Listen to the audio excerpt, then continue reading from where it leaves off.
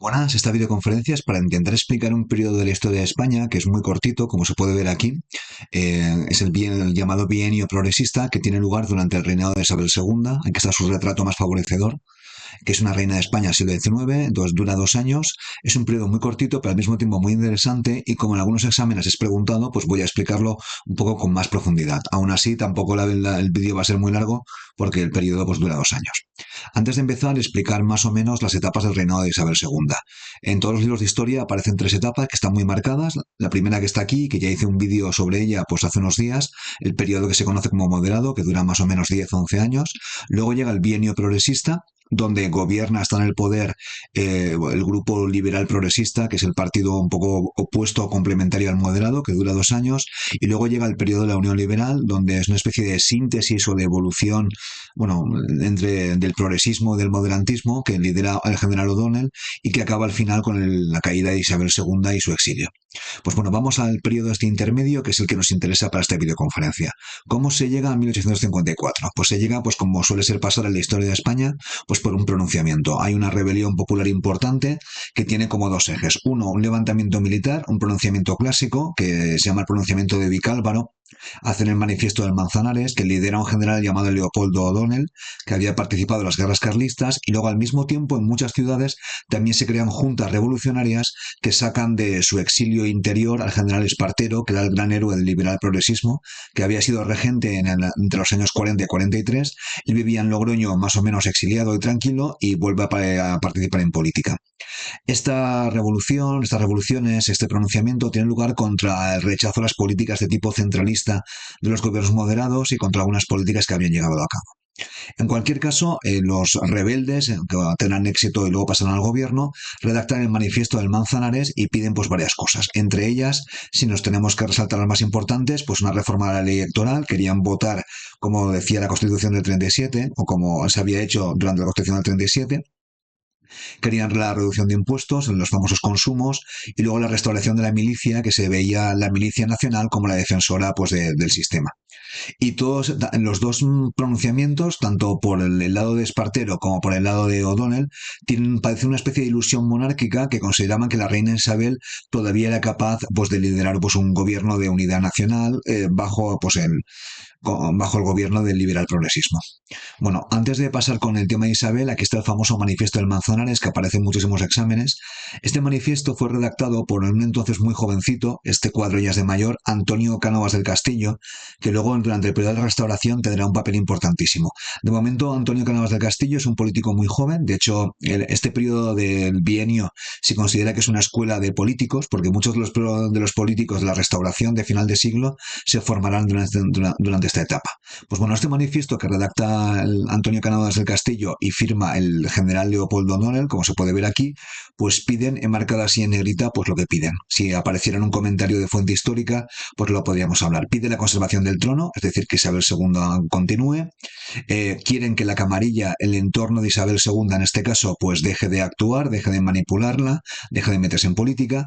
Quieren mejorar la ley electoral y la de imprenta, que estoy llenando aquí, y mejorarla significa ampliar el sufragio censitario, es decir, que votara más gente. No piden el sufragio universal masculino como pedía el Partido Demócrata, pero sí que piden ampliarlo. Quieren la rebaja de los impuestos, los famosos consumos que eran muy odiados por la población, y luego después querían ir contra la centralización. Había una ley durante el periodo moderado que permitía al Ejecutivo nombrar a los alcaldes y estaban en contra de esto. Este es el manifiesto, el programa político de Leopoldo O'Donnell, que redacta Cánovas del Castillo y que también Espartero compartía más o menos. Bueno, llegan al poder y aquí tenemos una especie de grabado donde los dos generales pues se dan la mano. Esto es una historia muy curiosa porque Espartero, que lo tenemos aquí, esto es una fotografía anterior, había sido jefe de Leopoldo O'Donnell durante las guerras carlistas, lo tenemos hacia la izquierda. Leopoldo O'Donnell lo había traicionado poniéndose del lado de Narváez, y Espartero había tenido que dejar la regencia, y bueno, voy a hacer un poco de spoiler, lo volverá a traicionar entre comillas en este periodo. Aquí los tenemos, creo que es en el Ayuntamiento de Madrid, los dos unidos, y aquí Espartero diciendo su famosa frase, cúmplase la Constitución. Espartero fue recibido en muchas ciudades como un héroe, era el gran santo laico, el gran héroe del liberalismo progresista. O'Donnell era mucho menos popular, pero bueno, también tenía un papel importante. Ambos estaban apoyados por el ejército y en estos primeros momentos por el pueblo de muchas ciudades de España. Luego hay un punto de debate entre historiadores que es por qué no cayó la reina en 1856. Se habla de una ilusión monárquica del progresismo español. No se fiaban de una república, creían que la monarquía era el mejor sistema de gobierno, confiaban más o menos en los Borbones, entre comillas. En estos momentos Isabel pues había nacido en el 40, tenía 26 años, era una reina relativamente popular, todavía muy joven, se pensaban que quizás podían educarla y podía ser útil. No era especialmente problemática, excepto alguna cuestión que comentaré más tarde, y bueno, el único problema es que era muy influenciable y manipulable, y a veces la camarilla, su entorno, la convencía para nombrar presidentes del consejo que no eran realmente populares. Entonces, tanto Leopoldo O'Donnell, que le tenía una gran lealtad, como Espartero, en principio eran partidarios, Espartero era más brusco con ella, de mantenerla. También hay que recordar que Espartero había sido regente cuando ella era muy niña, Jacinta, la mujer de Espartero, casi era como, no tenían hijos, Jacinta, bueno, Jacinta y Espartero no tenían hijos, era casi una especie de segunda hija y podemos suponer que le tenían cierto cariño a Isabel. Bueno, entonces, el bienio progresista dura 2 años. Aquí una diapositiva resumen donde se puede ver un poco lo que se hace o lo que se intenta hacer en el bienio progresista. Se rompió el centralismo del periodo anterior, se promovió la autonomía de los ayuntamientos, se reinstaló de nuevo la Milicia Nacional. Recordemos que en el periodo moderado se había creado la Guardia Civil, que no se disuelve, pero bueno, la Milicia Nacional, que era muy demandada por los liberales progresistas, se vuelve a crear, que era una unidad militar de tipo no profesional, que tenían depósitos de armas y que en teoría tenía que defender la revolución o el sistema liberal progresista contra los enemigos, que sus enemigos más radicales eran los carlistas. Se amplía el censo electoral. Aquí se usa el censo electoral de la Constitución de 1837, que era mucho más amplio que el de la Constitución de 1845, con ánimo de que votara más gente. Luego rebajaron el impuesto de consumos, que es el equivalente al IVA actual. No lo eliminaron porque era un impuesto que da muchísimos ingresos al Estado, pero intentaron rebajarlo. Luego después, a nivel de comercio exterior, muy típico del comercio progresista, pues practicaron el libre cambio, que luego explicaré cómo lo hicieron. Aquí tenemos a Lord Howden, que es el embajador plenipotenciario del Reino Unido en España, que como siempre tenía muy buenas relaciones con Espartero. Y bueno, aunque no se puede decir que fueran anticlericales, sí que se puede decir que eran inmunes a las presiones eclesiásticas o a sus sugerencias. No lo era en sentido estricto, la desamortización sí que se puede decir que era un tanto anticlerical, pero bueno, en principio los conflictos con la Iglesia Católica fueron relativamente menores porque el periodo duró 2 años. Bueno, hablemos ahora de la Constitución. Como en todos los periodos que cambian del gobierno, pues al final no les gustaba la Constitución de 1845, hacen una convocatoria de cortes constituyentes, si no me equivoco, hablo de memoria, es octubre del 54, se eligen unas cortes con un sufragio bastante amplio, aquí podemos ver un grabado de la época, y comienzan a redactar una Constitución, que se conoce como non nata porque nunca llegó a ser aprobada. Avanzaron bastante, crearon un texto que es un borrador, pero no definitivo. Como es lógico, seguían los patrones de la Constitución del 37, que les gustaba más que la Constitución del 45. Defendían la soberanía nacional. Hay que recordar que en el 45 defendía la soberanía compartida. Había dos cámaras. Las dos cámaras son el Congreso de los Diputados y el Senado.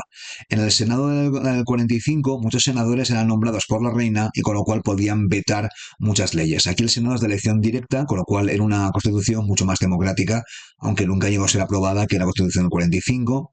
El poder del Ejecutivo era limitado, la del 45 era más amplio, era confesional, aunque se comprometían a mantener el clero, un poco siguiendo la estela del acuerdo alcanzado del concordato del 51, había derechos y libertades más ampliados que la del 45 y como pone aquí abajo, pues no llegó a ser aprobada. Entonces el régimen que intentaron crear pues los liberales progresistas del 54 al 56. Algunos de ellos, por ejemplo Pascual Madoz y Olózaga, se habían opuesto a Espartero, de hecho habían sido los causantes de que Espartero perdiera la regencia y ahora volvieron a colaborar con él, porque sabían que era muy popular. Bueno, de las medidas más importantes, la que uno se tiene que acordar si habla del periodo es la segunda desamortización, o la tercera si contamos la de Godoy. Una desamortización es una expropiación sin pago de indemnización a un propietario privado, en este caso la Iglesia Católica y los ayuntamientos. La lidera Pascual Madoz, que había sido un viejo liberal progresista que se había puesto a a Espartero, que era el presidente del Consejo, pero ahora le apoya. Y entonces en esta desamortización fue el decreto mucho más amplio que el anterior y se tenían que expropiar bienes de la Iglesia, otra vez, pero también bienes de los municipios, que aparecen como bienes de propios. Estos bienes de los municipios eran bastante importantes para mucha gente porque los utilizaban los agricultores más pobres. En una especie de zonas de uso común, los ayuntamientos, pues algunos prados, algunas instalaciones, molinos, que los agricultores utilizaban de forma conjunta. Una especie de resto comunitarista o comunista del pasado, de la Edad Media, del antiguo régimen, que claro, al desamortizar, es decir, vender a propietarios privados esos bienes del común, pues los perjudicaron no a los más ricos que se podían pagar los servicios, sino a los más pobres. Y como siempre, cuando se producen este tipo de desamortizaciones, hay que tener en cuenta que se venden pues a la gente que está cerca del poder. Y fueron adquiridas por burgueses, por gente bastante rica, a un precio muy bajo. Ellos veían que esta compra de terrenos, de tierras, era pues una inversión segura, con lo cual era una forma de favorecer a los amigos. También bueno, permitió al gobierno pues pagar la deuda, amortizar la deuda, y bueno, y se vendieron principalmente las tierras comunales de los municipios, que pone aquí, que son los bienes propios que aparecen en la ley. Entonces, ¿para qué se hace esta desamortización? En primer lugar, para pagar las deudas, como había pasado en la guerra carlista. Pero la idea, porque la gran ley estrella del bienio progresista era la ley del ferrocarril, que fue aprobada en el 55, y el ferrocarril, que era el gran invento, el primer ferrocarril se había creado en España, en Cuba, el segundo entre Barcelona y Mataró. Pues claro, el ferrocarril no solamente había que comprar locomotoras, sino había que tender las vías, que era una obra carísima, no había dinamita, y bueno, la inversión bueno, el ferrocarril se construiría en las siguientes décadas, pero la ley que marcó el inicio, que puso las reglas, pues fue aprobada en el 55. Entonces, sin entrar en detalles, porque estas leyes son siempre muy complejas, el gobierno tenía que decidir si permitía la entrada de empresas extranjeras, francesas y británicas, que trajeran los técnicos, los ingenieros y el hierro, o encargaba la construcción del ferrocarril a la industria nacional del hierro, que era muy escasa. La industria metalúrgica todavía no se había desarrollado en el País Vasco, que es a finales del siglo XIX. Entonces, al final, los liberales progresistas, muy típico de su filosofía, porque ellos creen en el libre cambio, permitieron la entrada de empresas extranjeras que hicieran empresas mixtas y que construyeran el ferrocarril a base de dar concesiones en un sistema mixto, y con el dinero que habían conseguido de la desamortización, pues parte de esos fondos se utilizaron para construir el ferrocarril. Otras medidas del periodo progresista, que aquí es complicado acordarse porque son peculiares, pero bueno, crean las sociedades anónimas, que es para crear empresas, es una forma societaria que permite que los dueños de las empresas pues no pierdan dinero. Estaban un poco imitando pues, los avances económicos y financieros del Reino Unido y de Francia, y luego también reforman el sistema bancario, que de momento en España se estaba desarrollando. Son medidas muy típicas. La más importante es la del ferrocarril, que se financia o se paga con la desamortización civil o de Pascual Madoz. Aquí tenemos una gráfica que aparece en muchos libros de texto, no sé hasta qué punto es verídica del todo, pero aquí se ve la comparación rapidísimamente entre el dinero que se sacó, la desamortización eclesiástica, que la tenemos aquí, que es la de Mendizábal. Se puede ver que el dinero, los ingresos procedentes de venta de bienes del clero son enormes, y aquí se puede ver los ingresos que vienen de la desamortización civil. Como se puede ver perdón, que está aquí, en el periodo progresista, pues más o menos se desamortiza igual de bienes eclesiásticos que igual de bienes civiles. Pero luego después, cuando lleguen los moderados o la Unión Liberal al poder, ¿no? Se puede ver que los bienes civiles, es decir, los bienes de propios de ayuntamientos, fueron muy superiores. Aquí tenemos la ley. Es complicada de entender y voy a explicarla un poco por encima. Se declaran en estado de venta los bienes rústicos y urbanos de las órdenes militares. Estos son propiedad eclesiástica. Aquí lo que he marcado, los bienes propios y comunes de los pueblos, esto es lo que he comentado, eran los bienes de los ayuntamientos que eran utilizados por toda la población. Esto es lo que luego después se venderá en el periodo de la Unión Liberal. Estos fondos se utilizan para cubrir el déficit, una posibilidad, para amortizar la deuda pública o luego para obras públicas de interés o de utilidad generales, que es el 50%. Luego aquí pone algunas excepciones que son técnicas, pero bueno, en general, sin entrar en temas financieros, estos fondos se utilizaron para pagar la deuda, que siempre venía bien, y luego después para financiar en parte la construcción del ferrocarril. Bueno, hemos visto que el periodo es muy corto, 2 años, y los liberales progresistas, porque el presidente del Consejo era Espartero, era el líder de una facción, pero había otras. Por ejemplo, a su izquierda estaba el Partido Democrático, los demócratas, que pedían el sufragio universal de tipo masculino. El femenino solamente llegará durante la Segunda República. Espartero era partidario pues, de una acción más intensa, por ejemplo, la desamortización, él presionó a la regente para que firmara, porque Isabel no quería firmarla porque tenía escrúpulos religiosos, pero bueno, Espartero era del considerado dentro del liberalismo progresista como el más radical o puro. Luego estaba O'Donnell, que lo hemos visto, que luego después fundó un partido de élites que se conoce como la Unión Liberal. Este era liberal progresista, pero era capaz de pactar con los moderados y creó con la Unión Liberal un partido de síntesis, que estaba a mitad camino entre el liberal progresismo y el moderantismo. Y luego la derecha no desaparece, por supuesto, el carlismo seguía activo. Los fueros se respetan, pero bueno, hubo un levantamiento carlista muy ligero, fracasado en el 55-56. Bueno, aquí tenemos una tabla donde resume un poco los principios. Ampliación del sufragio de derechos civiles, no llega a concretarse, aunque sí que se votó en las primeras cortes constituyentes, aparecían en la Constitución.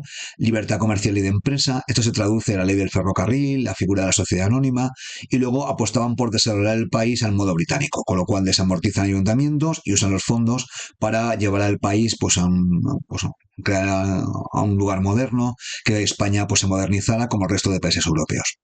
Bueno, ahora vamos al 56 porque se va a acabar el periodo. La reina, hay que recordar que era Isabel II, había tenido bastantes choques con Espartero, que seguía siendo tan duro como siempre. Por ejemplo, le hizo llorar para que firmara el decreto de desamortización que Isabel II no quería. El presidente del Consejo era Espartero y luego el ministro de la Guerra y el ministro de Exteriores era Leopoldo O'Donnell, que tenemos aquí. Bueno, en estas circunstancias, con un contexto político más o menos complicado, en Valladolid tuvo lugar lo que se llama un motín del pan. Es un motín del tipo del antiguo régimen, sube el precio del pan por el tema de la guerra de Crimea entre Rusia, el Reino Unido y Francia, sube los precios y en Valladolid hay motines, es decir, la población se rebela protestando por la subida de los precios. Esto es muy típico del antiguo régimen, lo que se llama la economía moral de la multitud, y el ejército, el gobernador civil, pone en orden y acaban fusilando a 24 personas, si no me equivoco eran 21 hombres y 3 mujeres. Las mujeres al garrote vil. Fue pues una represión bastante intensa, bastante dura contra un motín popular. Leopoldo O'Donnell era partidario de mantener el orden, mientras que otro rival político suyo, un tal Prados de la Escosura, era partidario de ser más conciliador. En cualquier caso, hubo una reunión de gobierno el 14 de julio. El general Baldomero Espartero, que era presidente del Consejo, pidió tanto a uno, Escosura, como a O'Donnell que dimitieran. Escosura dimitió, pero O'Donnell se negó a dimitir. Decía que tenía razón y Leopoldo O'Donnell no podía hacerle forzar a dimitir, así que le dijo a la reina, has de escoger entre él o yo, entre O'Donnell y Espartero. La reina, según la leyenda, porque no está claro, le dijo a O'Donnell, tú me protegerás, ¿verdad? Entonces, un poco medio llorando, esto era muy típico de Isabel II. Al final O'Donnell le prometió que protegería a Isabel II y lo cumpliría hasta que muriera.